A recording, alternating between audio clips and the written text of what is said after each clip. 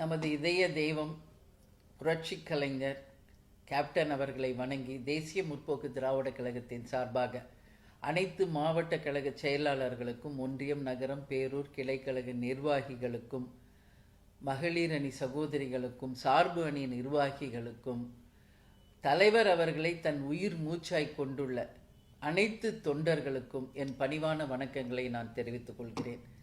வருகின்ற ஜனவரி 9, 2026 மக்கள் உரிமை மீட்பு மாநாடு 2.0 கடலூரிலே பாசார் கிராமத்திலே நடக்க இருக்கின்ற நமது மாநாட்டை மிக பிரம்மாண்டமான வெற்றி மாநாடாக அமைத்து தந்து, அந்த வெற்றி உங்களுக்கான வெற்றி என்பதை இந்த நேரத்தில் தெரிவித்துக் கொண்டு அனைவரும் தவறாமல் இந்த மாநாட்டில் கலந்து கொள்ள வேண்டும் என்று கேட்டுக்கொள்கிறேன். நல்லவர்கள் லட்சியம் வெல்வது நிச்சயம். நமது முரசு 8 திக்கும் வெற்றி முரசு கொட்டும் என்று கூறி விடைபெறுகிறேன். நன்றி, வணக்கம்.